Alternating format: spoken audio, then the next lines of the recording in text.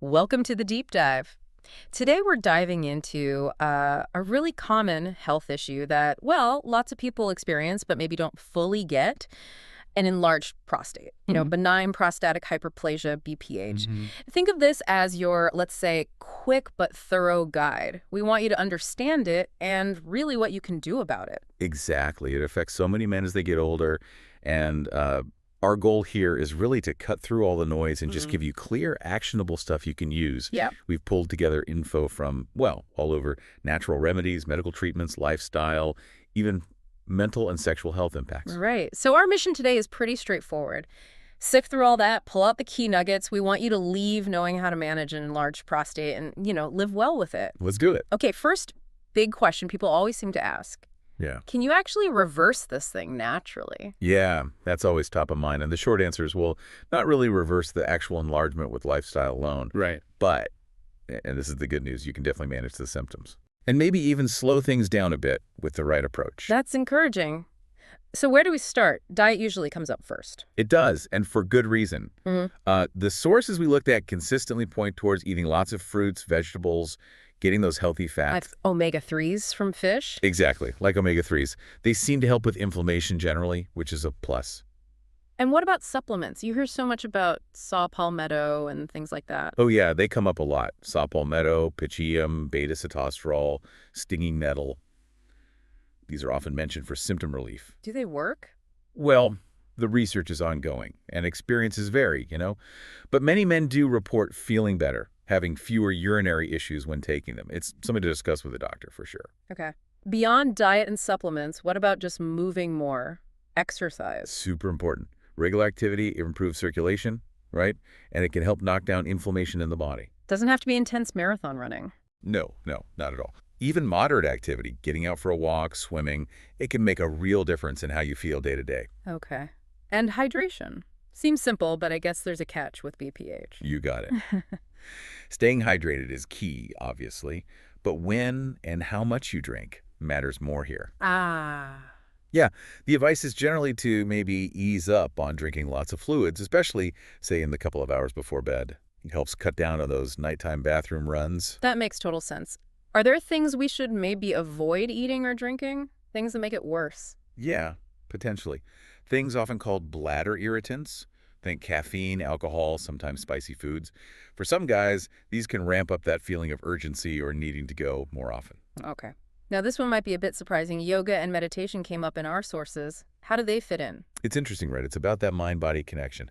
Certain yoga poses, like child's pose, butterfly, gentle pelvic stretches, Mhm. they might help improve blood flow down there, ease tension. And the meditation. That's more about stress reduction. And stress, well, stress can sometimes make BPH symptoms feel worse. So calming the mind can actually help calm the bladder in a way. Got it. And what about common home remedies? Like pumpkin seeds. I feel like I've heard that one. You probably have. Pumpkin seeds get mentioned, maybe because they have zinc and antioxidants.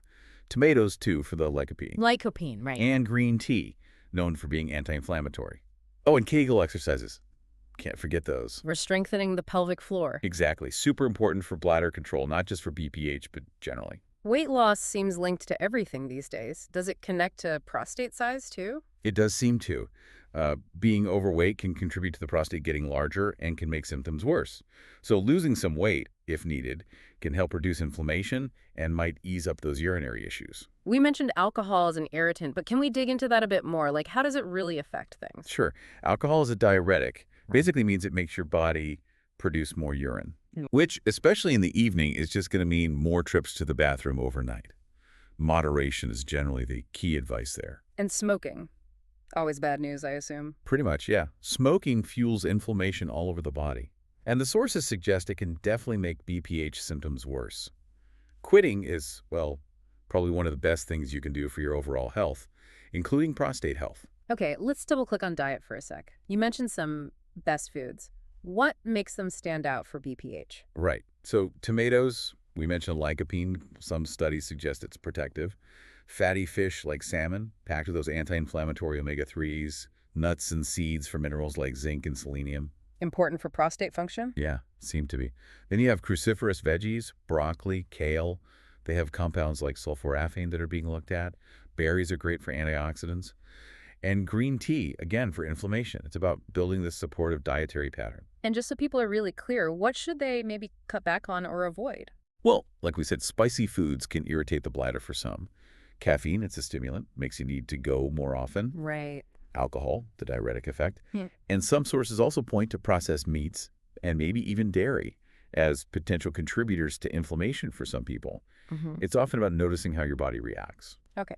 Shifting gears to exercise, what types are generally seen as most helpful? Kegels really stand out because they target those pelvic floor muscles directly. That's crucial for control. Then aerobic stuff, walking, swimming, great for circulation. And yoga or stretching, like we talked about, for reducing pelvic tension. Are there exercises people should maybe be careful with? Things to avoid? Yeah, generally sources advise caution with really heavy lifting. It can put a lot of strain down there. Okay. And cycling, especially for long periods, can put direct pressure on the prostate, which might not be ideal for everyone with BPH. Lower impact is often better. Nighttime urination, that's such a huge disruptor for sleep. What practical tips actually help? Okay, yeah, this is a big one. Number one, limit fluids for maybe 2-3 hours before bed. Makes sense. Definitely avoid caffeine and alcohol in the evening. Some people find elevating their legs for a bit in the afternoon helps. Double voiding is another trick. What's that? Urinate, wait a minute or two, then try again. Just helps make sure the bladder is as empty as possible. Yeah. And, for some, a bedside urinal can honestly be a game changer for minimizing sleep disruption. And what about when you're traveling? That adds a whole layer of stress. For sure. Planning is key. Know where the rest stops are on a long drive. Maybe wear an absorbent pad for peace of mind. Right. Again, watch the fluids right before you leave. And if you're flying, an aisle seat is your friend. Much easier access. This condition isn't just physical, is it? It can really affect someone's mental health, too. Oh, absolutely. The sources are clear on that. Feelings of depression, anxiety, they're not uncommon at all. Constantly worrying about finding a bathroom, sleep being wrecked, concerns about intimacy. It takes a toll. So what can someone do? What are healthy ways to cope? Well, a lot of the standard stress management tools apply. Meditation, deep breathing, things like that. Therapy or counseling can be incredibly helpful, just having a space to talk. Yeah. Support groups are fantastic too, connecting with others who get it, and just staying active, staying social, that helps fight off feelings of isolation. How do you specifically tackle that feeling of being alone with it? Talking about it is huge. With trusted friends, family, your partner. Opening up. And those support groups, whether online or in person, they create that sense of community. You realize you're not the only one. Keeping up with hobbies helps too. There are good resources out there. Prostate Cancer Foundation forums have sections, Men's Health Network, Facebook groups even. Let's talk about sexual health. It can be a sensitive area. How might BPH affect intimacy? Yeah, it's important to address. It can impact things in a few ways. Sometimes erectile dysfunction, or ED, can happen occasionally linked to BPH meds. Retrograde ejaculation is another possibility. That's where semen goes into the bladder instead of out. It doesn't feel different, but it's noticeable.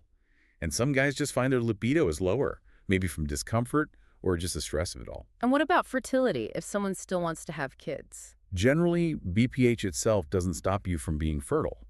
But, and this is important, some treatments for BPH, certain surgeries or meds, can affect fertility. So you need to talk to your doctor. Absolutely.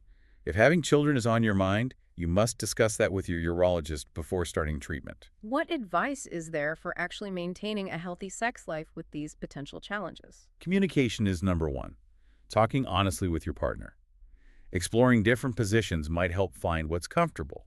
If ED is an issue, there are effective treatments to talk to your doctor about options like PDE5 inhibitors.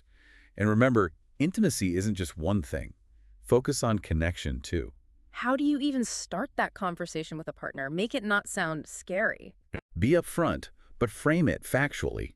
Explain it's a common thing, it's manageable. Maybe explain the symptoms simply, like needing more bathroom breaks. Right. You could even suggest learning about it together. Share reliable info. Reassure them you're dealing with it, and it doesn't have to define your relationship. Honesty and reassurance go a long way. How does this spill over into everyday life, like work or hanging out with friends? At work, it might mean talking to HR or your manager. Framing it as a medical need, you might need more frequent breaks.